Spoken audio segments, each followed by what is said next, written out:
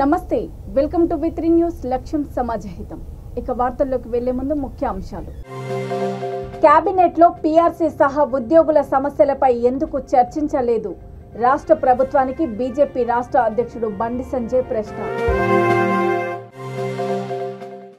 విచ్చలవిడిగా ఇసుక మైనింగులను దోచేస్తున్న మంత్రులు ఎమ్మెల్యేలు మాజీ మంత్రి తెలుగుదేశం పార్టీ నాయకుడు ప్రత్తిపాటి ఆరోపణ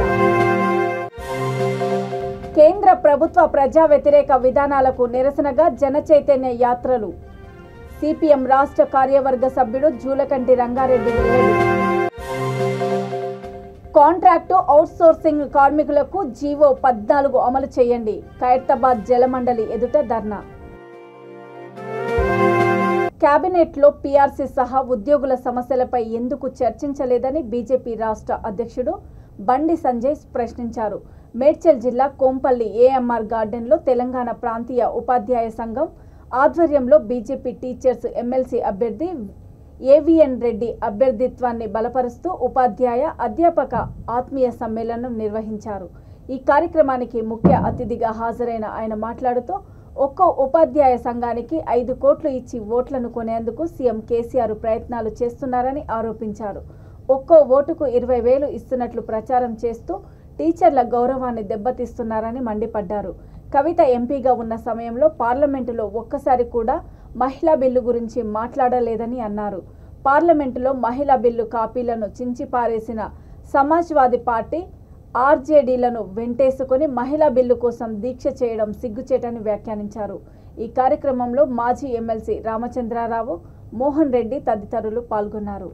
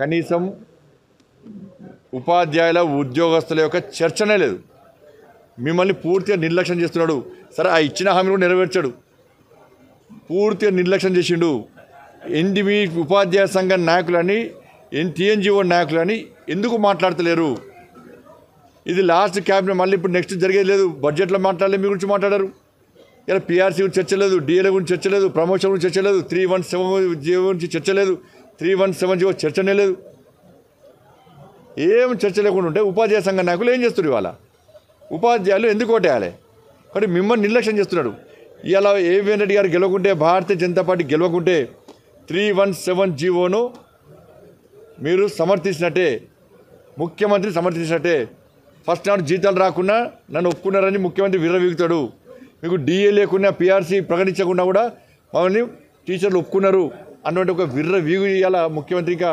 రెచ్చిపోతాడు తప్ప మీ సమస్యలు పరిష్కారం కావు హిందీ పండితులు తెలుగు పండితులు ప్రమోషన్ లేవు బదిలీలు లేవు రిక్రూట్మెంట్ లేదు ఎంఈఓ లేరు హెడ్ మాస్టర్ లేరు ఆ పాఠశాల కనీస సౌకర్యాలు లేవు చాక్ పీసులకు పైసలు లేవు స్కావెంజర్ లేరు అన్ని సౌకర్యాలు లేకుండా ఇట్లా కాబట్టి అన్ని సమస్యల పరిష్కారం కావాలంటే భారతీయ జనతా పార్టీ బలపరుస్తున్న అభ్యర్థి భారతీయ జనతా పార్టీ అభ్యర్థి అయినా ఏవిరెడ్డి గెలిపించండి ఒక్కసారి ఓటు వేసే ముందు వాస్తవాలు ఉంచండి అన్ని ఉపాధ్యాయ సంఘం యొక్క సభ్యులకు చెప్తున్నాం మీ ఉపాధ్యాయ సంఘం నాయకుల మాటలు వినకండి సంఘం సభ్యులు ఓటు వేసే ముందు వాస్తవాలు ఆలోచించి మీ ఫస్ట్ స్టార్ట్ జీతాలు వస్తున్నాయి ఒక తెలుసుకొని భారతీయ జనతా పార్టీ అభ్యర్థి ఏవిరెడ్డి గెలిపించాలని కోరుతా ఉన్నాను ఏపీలో ఇసుక మైనింగులను మంత్రులు ఎమ్మెల్యేలు విచ్చలవిడిగా దోచేస్తున్నారని మాజీ మంత్రి తెలుగుదేశం పార్టీ నాయకుడు ప్రత్తిపాటి ఆరోపించారు పల్నాడు జిల్లా కేంద్రంలో ఆయన మీడియాతో మాట్లాడుతూ ప్రకాశం, గుంటూరు జిల్లాలో అడ్డు అదుపు లేకుండా ఒక ప్రైవేటు సైన్యాన్ని పెట్టుకొని అధికార పార్టీ నేతలు ఇసుక మైనింగ్ను దోచేస్తున్నారని మండిపడ్డారు.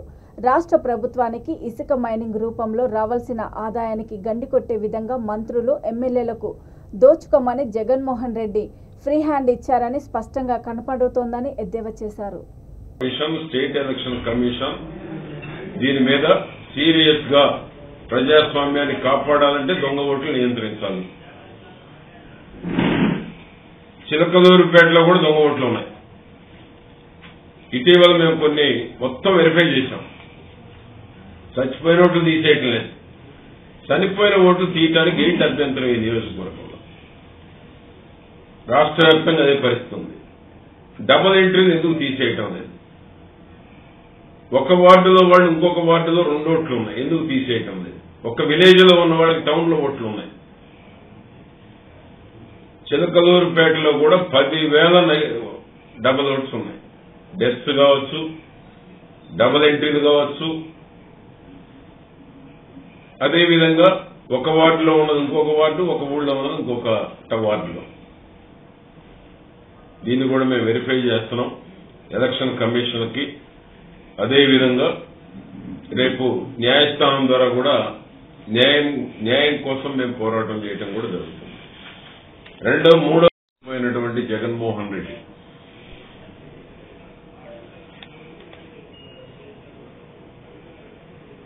ఓటర్ల లిస్టుకు అవకతవకలో పాల్పడతా ఉన్నారు. చూశాం నిన్న మొన్న పత్రికల్లో. గ్రాడ్యుయేట్ ఓటర్స్ లో గెలవలేమనేటువంటి, గ్రాడ్యుయేట్స్ మీద నమ్మకం లేక ప్రభుత్వం పూర్తి విశ్వాసాన్ని కోల్పోయిందనేటువంటి అభద్రతలో ఉన్న ముఖ్యమంత్రి దొంగ ఓటర్లను చేర్పించి ఏదో ఒక విధంగా గెలవాలనేటువంటి కుట్ర కుయుక్తులు స్పష్టంగా కనపడతా ఉన్నాయి. ఎన్నికల కమిషన్ సెంట్రల్ నుంచి స్టేట్ ఎలక్షన్ కమిషన్ వరకు సీరియస్ గా తీసుకోకపోతే ఎన్నికల కమిషన్ మీద కూడా ప్రజలకు నమ్మకం కోల్పోయే ప్రమాదం ఉంది. ఎందుకంటే ఒక ఫోన్ నంబర్ మీద ఎన్ని ఓటర్లు బుక్ చేశారో చూశాం. ఒక డోర్ నంబర్ మీద 70-80 ఓట్లు గ్రాడ్యుయేట్ ఓటర్స్ చేర్చినట్టు కూడా కొన్ని ఉదాహరణలు చెప్పడం జరిగింది మా పార్టీ నాయకులు. ఎలక్షన్ కమిషన్ ఎందుకు స్పందించడం లేదు? ఎన్నికల కమిషన్ స్వతంత్రంగా వ్యవహరించాల్సినటువంటి ఎన్నికల కమిషన్ ప్రభుత్వానికి పక్షపాతంగా పనిచేస్తే ప్రజాస్వామ్యానికే ప్రశ్నార్థకంగా ఉండేటువంటి పరిస్థితి ఉంది. అందుకని ఎన్నికల కమిషన్ రెస్పాండ్ అవ్వాలి, సెంట్రల్ ఎలక్షన్ కమిషన్ రెస్పాండ్ అవ్వాలి, కోర్టులు కూడా జోక్యం చేసుకోవాలా. తప్పకుండా కోర్టు న్యాయస్థానాలను ఆశ్రయించడం జరుగుతుంది. జగన్మోహన్ రెడ్డి చేసేటువంటి దుర్మార్గాలు, జగన్మోహన్ రెడ్డి అనుసరిస్తున్న అక్రమ మార్గం, దొంగ ఓట్లు, వీటిని పూర్తిగా నియంత్రించకపోతే భవిష్యత్తులో ప్రజాస్వామ్యానికి ప్రమాదం ఏర్పడేటువంటి అవకాశం ఉంది. దొంగ ఓట్లు వేసేటువంటి వాళ్ళని ప్రజలు కూడా తప్పకుండా చట్టానికి శిక్ష పడేటువంటి విధంగా ప్రజల్లో కూడా మార్పు రావాల్సినటువంటి అవసరం కూడా ఉంది. ఎందుకంటే ఈ రోజు గ్రాడ్యుయేట్స్ లోనే దొంగ ఓట్లు చేర్చారు. రేపు 175 నియోజకవర్గాల్లో కూడా దొంగ ఓటు చేర్చేటువంటి కుట్ర జరుగుతూ ఉంది ప్రభుత్వం. 175 నియోజకవర్గాల్లో కూడా. ఎందుకంటే ప్రజలు వేసే ఓట్లతో గెలవలేమనేటువంటి అభద్రతలో ముఖ్యమంత్రి ఉన్నాడు జగన్మోహన్ రెడ్డి. కాబట్టి దొంగ ఓట్లతో గెలవాలనేటువంటి వాలంటీర్లను అడ్డం పెట్టుకొని,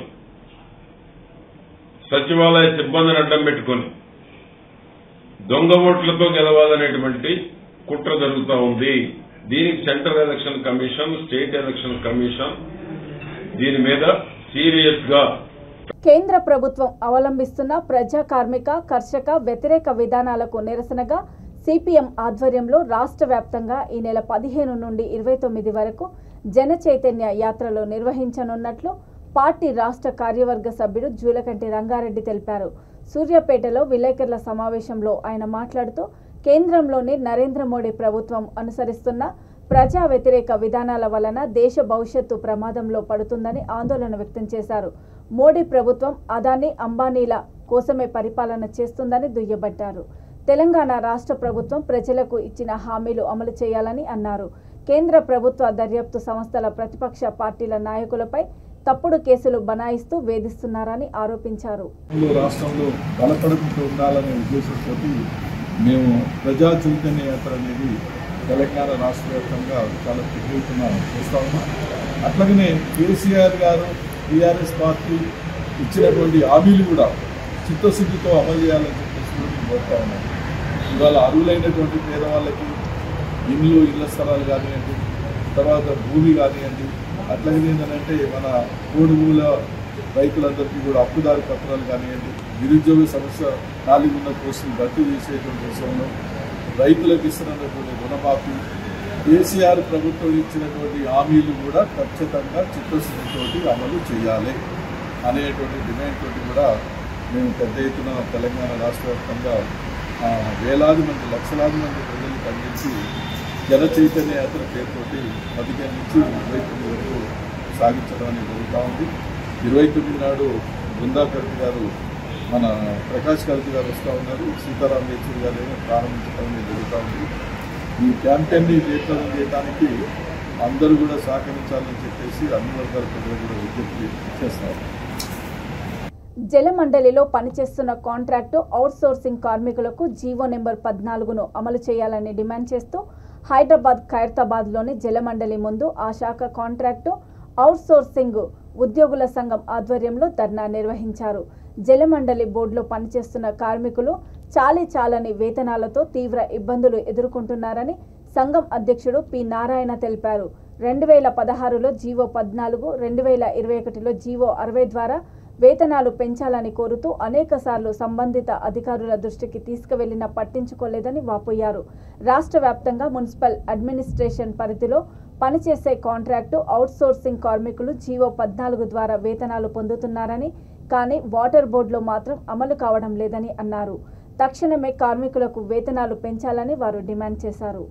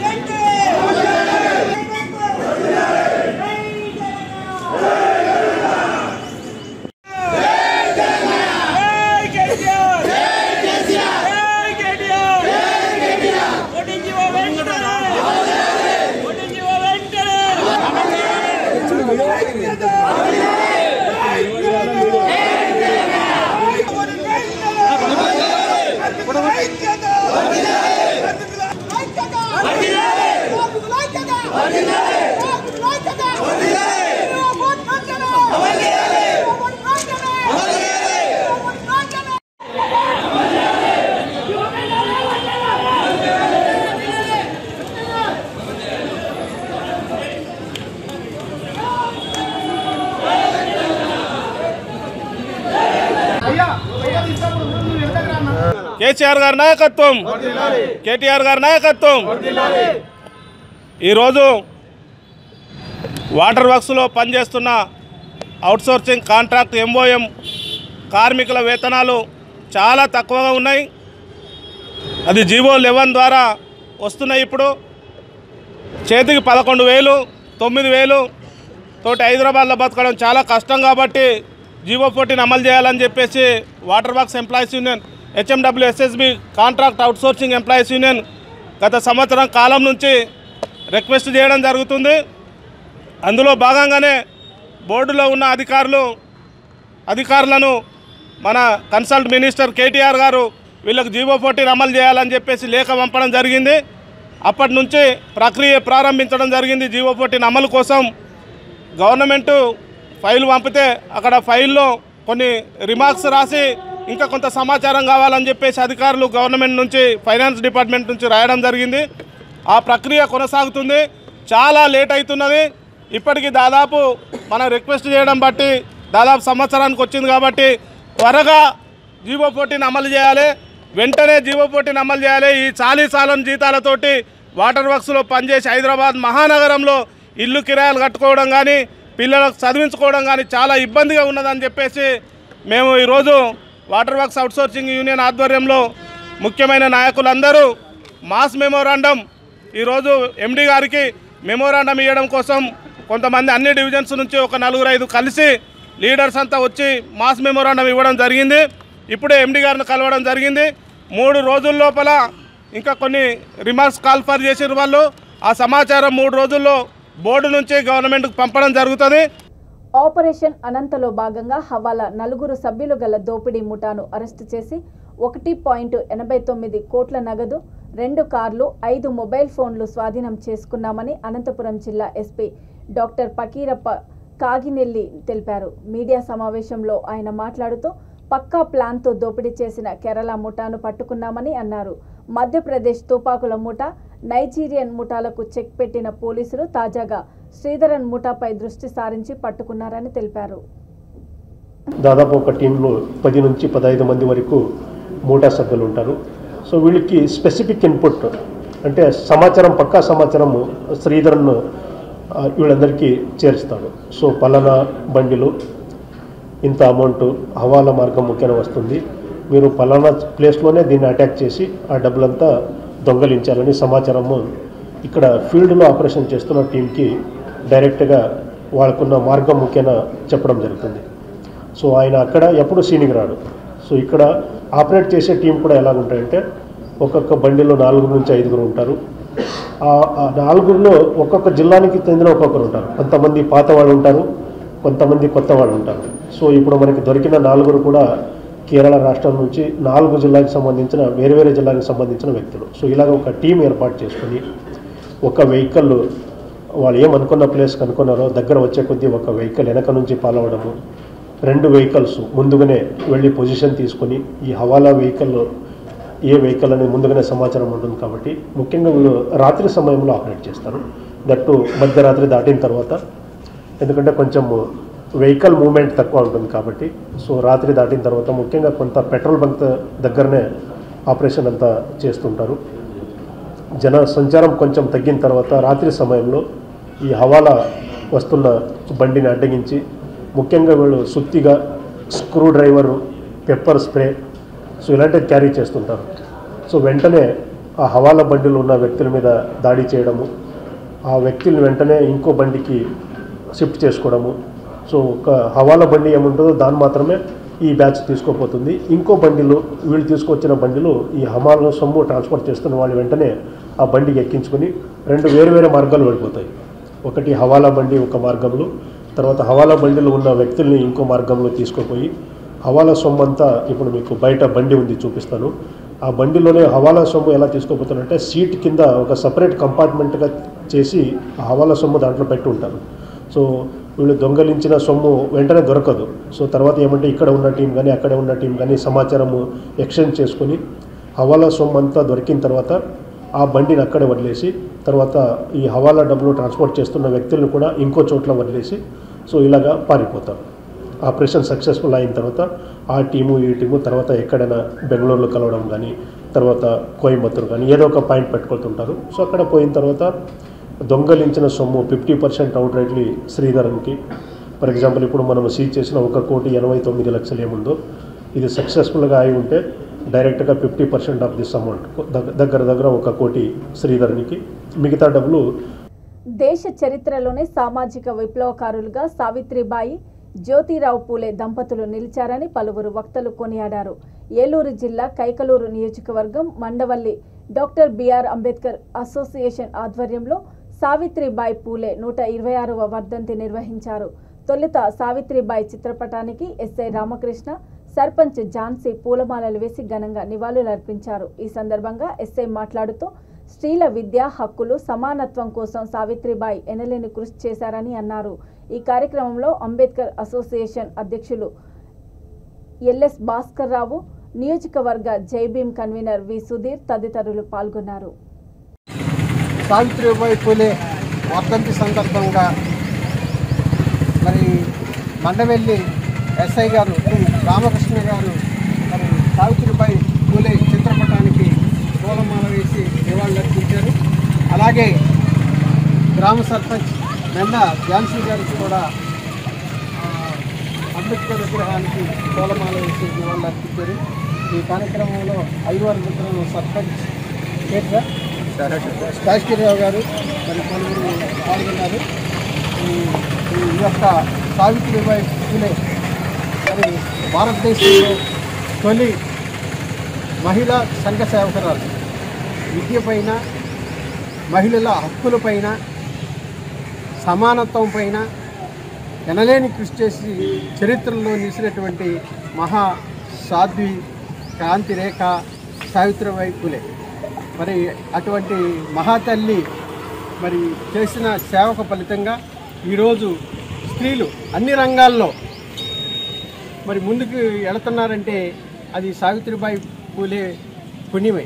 మరి తన భర్త జ్యోతిరావుబాయి పూలేతో కలిసి అనేక కార్యక్రమాల్లో చేపట్టడం జరిగింది. స్త్రీ విద్య కోసం మరి అసలు విద్యే కూడదని అన్న రోజుల్లో సమాజాన్ని ధిక్కరించి ఎదిరించి స్త్రీ విద్య కోసం మొట్టమొదటి పాఠశాలను స్థాపించి మొట్టమొదటి మహిళా ఉపాధ్యాయులుగా పేరుగాంచింది. ఈ సావిత్రిబాయి పూలే గురించి మన ఎస్ఐ టి రామకృష్ణరావు గారు మాట్లాడుకోవచ్చు. ఈరోజు సావిత్రిబాయి పూలే వర్ధంతి సందర్భంగా ఆమెను స్మరించుకుంటూ ఇక్కడ ఏర్పాటు చేసినటువంటి వర్ధంతి నివాళులు మొట్టమొదటిగా నమస్కారాలు తెలియజేస్తున్నాను. 19వ శతాబ్దంలో మహారాష్ట్రలో జన్మించినటువంటి ఈ సావిత్రిబాయి పూలే గారు స్త్రీ అభ్యున్నతి కోసం మరియు స్త్రీ యొక్క విద్య కోసం ఎనలేని పాటుపడడం జరిగింది. అంతేకాకుండా లండన్ మిషనరీలతో కలిసి ఇండియాలో మొట్టమొదటి స్త్రీకి ప్రత్యేక పాఠశాలకు ఏర్పాటు చేయడానికి ఆవిడ భర్త కలిసి కృషి చేసి మొట్టమొదటి పాఠశాలను కూడా తీసుకురావడం జరిగింది. అలాంటి ఆవిడ గురించి ఇలా స్మరించుకోవడం అనేది ఈ యొక్క నివాళులు అర్పించడానికి ఏర్పాటు చేసినటువంటి ఈ పెద్దలందరికీ కూడా మరొకసారి హృదయపూర్వక కృతజ్ఞతలు తెలుపుకుంటూ సెలవు. సర్పంచ్ ఝాన్సీ గారిని మాట్లాడుకుంటారు. చిత్తూరు జిల్లా కుప్పం మండలంలో ఓ విద్యార్థిని వీపుపై వాతరు పెట్టి పంతులమ్మ ప్రతాపం చూపింది. వివరాల్లోకి వెళ్తే ఊర్ల ఓబనపల్లి పంచాయతీ కుర్మానిపల్లిలో మండల పరిషత్ ప్రాథమిక పాఠశాలలో 4వ తరగతి చదువుతున్న ముజ్జు అనే విద్యార్థిని మధ్యాహ్న భోజనం కోసం ప్లేట్ తెచ్చుకునేందుకు ఇంటికి వెళ్ళింది. వచ్చిన తర్వాత ఆగ్రహించిన పంతులమ్మ విద్యార్థిని వీపుపై వాతలు వచ్చే విధంగా కొట్టడంతో తల్లిదండ్రులు ఆగ్రహం వ్యక్తం చేశారు. ఇకనైనా సంబంధిత అధికారులు వెంటనే ఆ పంతులమ్మపై తగిన చర్యలు తీసుకోవాలని గ్రామ ప్రజలు డిమాండ్ చేశారు.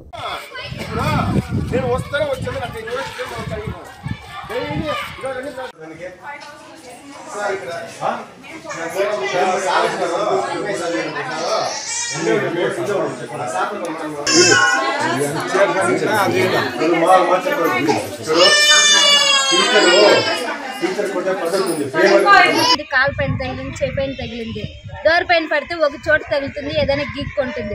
గట్టితో కొట్టిండేది బాగా తెలుస్తుంది. ఆ పాప ప్లేట్ ఎత్తుకొచ్చేదానికి ఇంటికి పోయిందంట. ఎందుకు పోయినావనేసి పిల్లల్ని పిలిపించి కొట్టినారు.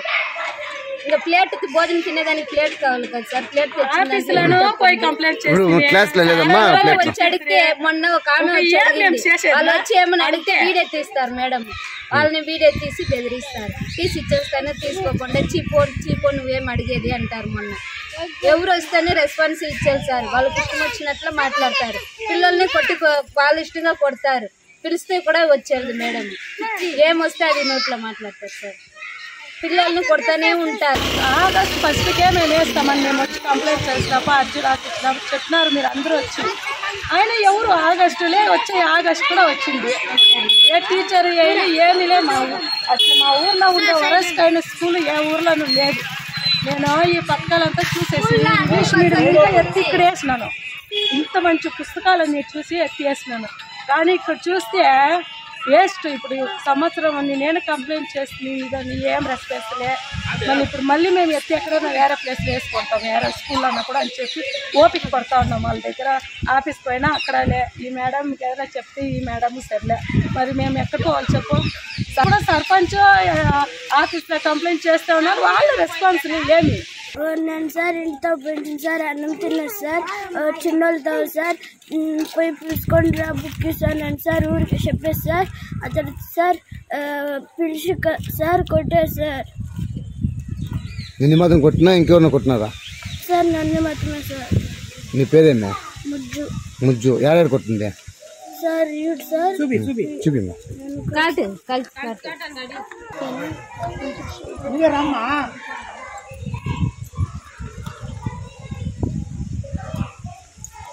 ఎంపీపీఎస్ కూరుమాన్పల్లి గ్రామము కుప్పం మండలంలో ఒక టీచర్ బీరేఖ అని పనిచేస్తున్నారు. ఆమె పైన ఇంత ముందు కూడా చాలా ఫిర్యాదులు వచ్చింది. 2019 నవంబర్ నెలలో ఫిర్యాదు వచ్చింది. తర్వాత ఈ సంవత్సరము మార్చి 3వ తేదీకి ఫిర్యాదు వచ్చింది. తర్వాత నిన్న కూడా ఫిర్యాదు వచ్చి ఏమంటే పిల్లల్ని కొడతారని చెప్పేసి అది విచారణ చెప్పడానికి నిజమే. అది పేరెంట్స్ కూడా విచారించాము, స్కూల్ కమిటీ చైర్మన్ని తల్లిదండ్రులను విచారించాము. అది నిజమేనని తెలియంది. ఆమెకి సస్పెండ్కి రికమెండ్ చేసాము. తర్వాత చదువులకి ఏం ఆడడం కాకుండా ఈరోజు టీచర్ చేసినాము. సర్దుబాటు అయితే మేము చేసాము. ఏం సమస్య అయితే లేదు. మీరు టీచర్ వల్ల ప్రాబ్లం అయితే ఉంది స్కూల్. ఏమంటే మా పిల్లలు కొడతారు అంటే శరీరం పైన వాతావరణ పైన మార్పులు కూడా ఉన్నాయి. అవంతా పరిశీలించాము. అంతా కూడా టీచర్లు వద్దు లేకపోతే బీగాలు వేస్తామని చెప్తున్నారు వాళ్ళు. పెద్దలు గ్రామ పెద్దలంతా వచ్చారు ఇక్కడ. కాబట్టి ఇంకా తీవ్రమైన సమస్య ఇంకా పెరగకూడదు కాబట్టి సమాధానం పరిచి వాళ్ళకి నచ్చజెప్పి పంపించాము. రేపు సెకండ్ సాటర్డే సండే మళ్ళీ ట్యూస్డే ఇంకా అంటే మంగళవారం కొత్త టీచర్ వేస్తామని చెప్పాము. సర్దుబాటు చేసాము. ఈ నెల 19న జరగబోయే ఎమ్మెల్సీ ఎన్నికలలో వైసీపీ బలపరిచిన అభ్యర్థులను గెలిపించాలని కర్నూలు జిల్లా అతోని ఎమ్మెల్యే సాయి ప్రసాద్ రెడ్డి ఓటర్లకు విజ్ఞప్తి చేశారు. స్థానిక సంస్థల పట్టభద్రుల ఎమ్మెల్సీ అభ్యర్థిగా వెన్నపూస రవీంద్రారెడ్డి, స్థానిక సంస్థల ఎమ్మెల్సీగా డాక్టర్ మధుసూదన్ను గెలిపించాలని కోరారు. మన పార్టీ పరంగా నిలబెట్టిన వాళ్ళని గెలిపించడానికి రాజకీయ కృషి చేయాలని చెప్పేసి కోరుకోవడం జరుగుతుంది. ఏదన్నా మనకు అవసరం అని చెప్పేసి నేను కోరుకోవడం జరుగుతుంది. ఎన్నో మాయ మాటలు చెప్పేంత మంది ఈ ఎలక్షన్లో కూడా వాళ్ళ ప్రయత్నాలు వాళ్ళు చేయడం జరుగుతూ ఉంది. ఎందుకంటే ఎన్నో రకాలుగా ఈ ఎమ్మెల్సీ ఎలక్షన్లో దెబ్బతీస్తే జగన్మోహన్ రెడ్డికి కొద్దివరకైనా తగ్గుతారని చెప్పేసి ఆలోచనతో చాలా మంది వాళ్ళ ప్రయత్నాలు వాళ్ళు చేస్తూ ఉన్నారు. అయినా నేను ఉంటే కోరుతాను గ్రాడ్యుయేట్స్ కూడా మేమంతగా మీరు ఆలోచన చేసే పరిస్థితి ఎంతైనా ఉంది. టీచర్స్ కానీ గ్రాడ్యుయేట్స్ కానీ అంతా కూడా మన పార్టీ అభ్యర్థిని నిలబెట్టారు. రవీంద్రారెడ్డి గారు నిలబెట్టినారు, రాజరెడ్డి గారు నిలబెట్టారు. అవతల క్యాండిడేట్ క్రిమినల్ కేసులో అఫిడేవిట్లు చూపించాడు. మళ్ళీ ఇలాంటి వ్యక్తుల్ని వాళ్ళు అభ్యర్థిగా పెట్టడం జరిగింది. అదే కాదు రామచంద్రారెడ్డి కూడా మన రాజన్న సిరిసిల్ల జిల్లా ముసాబాద్ మండలము మందికుంటలో సావిత్రిబాయి పూలే 126వ వర్ధంతి వేడుకలను ఘనంగా నిర్వహించారు.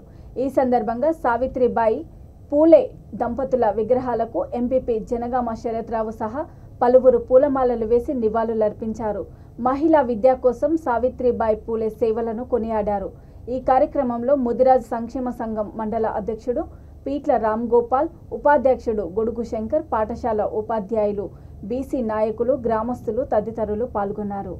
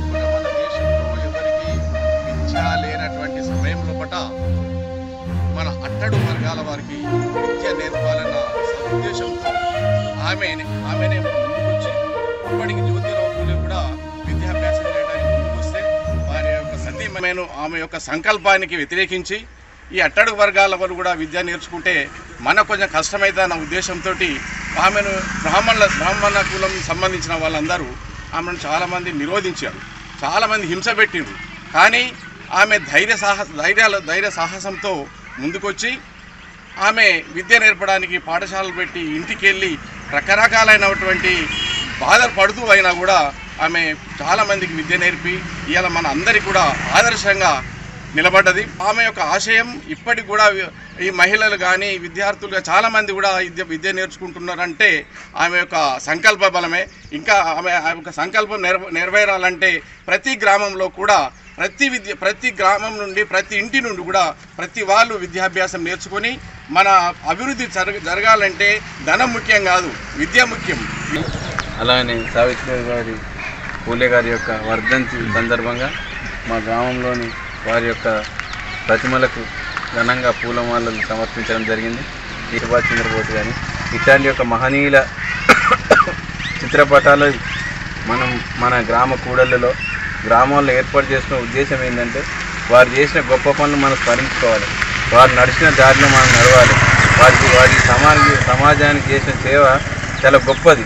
అందుకే వారిని ఎప్పుడు చూస్తుంటే వారు మనకు గుర్తుకొచ్చి వారు చేసిన సేవలు ఈ దేశానికి ఎంత స్వతంత్రం వచ్చినాయి, వారు చేసిన సేవల వల్ల ఇవాళ ఈ సమాజం బాగుపడ్డది, వారి త్యాగాల వల్లనే ఇవాళ మనం ఇస్తున్నామని గుర్తించుకొని వారికి ఇవాళ జయంతైనా వర్ధంతైనా వారు స్మరించుకొని వారి బాటలో నడవాలన్నదే మన ముఖ్య ఉద్దేశం.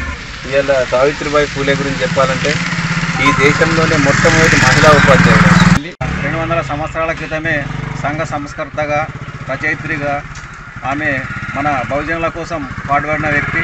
మరి స్త్రీలకు విద్య ఎంతో అవసరమని చెప్పేసి పురుషులతో పాటు స్త్రీలకు విద్య అందించినటువంటి గొప్ప నాయకురాలు మన సావిత్రిబాయి పూలే గారు. 1848వ సంవత్సరంలో మొట్టమొదటి బాలికల స్కూలు స్థాపించి బాలికలకు విద్య అందించినటువంటి గొప్ప నాయకురాలు. మరి ఆమె యొక్క భర్త ఆమె ఇద్దరు కలిసి కూడా సమాజం కోసం వారి యొక్క ప్రాణాలు త్యాగం చేశారు. మరి ఈ రోజుల్లో మహిళలు కూడా పురుషులతో సమానంగా సమాజంలో అభివృద్ధి చెందుతున్నారంటే దానికి కారణం మరి సావిత్రిబాయి గారి యొక్క కృషి ఫలితంగానే ఈరోజు మరి మహిళలు అన్ని రంగాల్లో ముందున్నారు. మరి వారి యొక్క త్యాగాల ఫలితంగా ఈరోజు మహిళలు ముందంజలో ఉన్నారు. మరి వారు చేసినటువంటి కృషి, వారి యొక్క పేరు మరి తరతరాలకు తెలియాల్సిన బాధ్యత మన అందరి మీద ఉన్నది. వారి యొక్క చరిత్రను మన పిల్లలకు, మన భవిష్యత్ తరాలకు ప్రతి ఒక్కరు అందించాలి. వారి యొక్క విగ్రహాలు ప్రతి ఊరిలో ప్రతిష్ఠించి వారికి ప్రతి ఏటా జయంతి కానీ వర్ధంతి కానీ ఘనంగా జరుపుకున్నప్పుడే వారికి నిజమైన వాళ్ళ యొక్క ఆత్మ సంతోషపడుతుంది. మన దేశంలోనే మొట్టమొదటి ఉపాధ్యాయులుగా పనిచేసిన సావిత్రిబాయి పూలే 126వ వర్ధంతి సందర్భంగా మేము ఈరోజు ఆమెకు ఘన నివాళులు అర్పించడం అందరం అతికుంట గ్రామ తరఫున. ఆమె చేసిన సేవలు ఎంతో మందిని తీర్చిదిద్ది ఈరోజు మహిళలు చదువుకుంటారంటే కారణం మొట్టమొదట ఆమె కృషితోటే. ఇప్పుడు మహిళలు అన్ని రంగాల్లో ముందంజలు ఉన్నారు. మనం చదువుకునే వాళ్ళు కాకపోదురు, ఈ బహుజనులు అందరూ చదువుకునే వాళ్ళు కాకపోదురు. ఈ మన సావిత్రిబాయి పూలే చదువుకొని మొట్టమొదటి ఉపాధ్యాయులు అయిన తర్వాత మహిళలు చదువుకోవాలని చెప్పి ఆమె బాగా కృషి చేసారు. ఇప్పుడు మా చట్టసభల్లో కూడా మనకు మహిళలకు రిజర్వేషన్లు ఇవన్నీ కల్పించిన వీళ్ళు మన సావిత్రిబాయి వీళ్ళ కృషితోటే సాధ్యమైంది. ఇక ముందు కూడా మహిళలకు ఎక్కువ ప్రాధాన్యత ఇవ్వాలని నిన్ననే మహిళా అంతర్జాతీయ దినోత్సవం జరుపుకున్నాం. ఎప్పుడైనా మహిళలను గౌరవించాలి, ప్రతి ఒక్కరిని మహిళలను గౌరవించాలని మా బీసీ సంఘం తరఫు నుంచి మేము అందరం కోరుకుంటున్నాం. ఈరోజు ఘననివాళులు అర్పించినందుకు అందరికీ. సావిత్రిబాయి పూలే గారు ఫస్ట్ మొదటి ఉపాధ్యాయురాలు. ఈమె వెనుకబడిన వాళ్ళ కోసం విద్య అందించాలనే ఉద్దేశంతో మళ్ళీ స్త్రీకి విద్య కూడా ఉండాలని ఎంతో ప్రోత్సాహం చేసి దీన్ని కూడా ముందుకు తీసుకొచ్చిన ఉపాధ్యాయులని చెప్తున్నాను. సావిత్రిబాయి పూలే జ్యోతిబాయి పూలే ఇద్దరు కలిసి. వార్తలు ముగించే ముందు ముఖ్యాంశాలు మరోసారి. కేబినెట్లో పీఆర్సీ సహా ఉద్యోగుల సమస్యలపై ఎందుకు చర్చించలేదు? రాష్ట్ర ప్రభుత్వానికి బీజేపీ రాష్ట్ర అధ్యక్షుడు బండి సంజయ్ ప్రశ్న. విచ్చలవిడిగా ఇసుక మైనింగులను దోచేస్తున్న మంత్రులు, ఎమ్మెల్యేలు. మాజీ మంత్రి తెలుగుదేశం పార్టీ నాయకుడు ప్రత్తిపాటి ఆరోపణ. కేంద్ర ప్రభుత్వ ప్రజా వ్యతిరేక విధానాలకు నిరసనగా జన చైతన్య యాత్రలు. సిపిఎం రాష్ట్ర కార్యవర్గ సభ్యుడు జూలకంటి రంగారెడ్డి వెల్లడి. కాంట్రాక్టు అవుట్సోర్సింగ్ కార్మికులకు జీవో 14 అమలు చేయండి. ఖైరతాబాద్ జలమండలి ఎదుట ధర్నా. చూస్తూనే ఉండండి V3 న్యూస్, లక్ష్యం సమాజహితం. నమస్తే.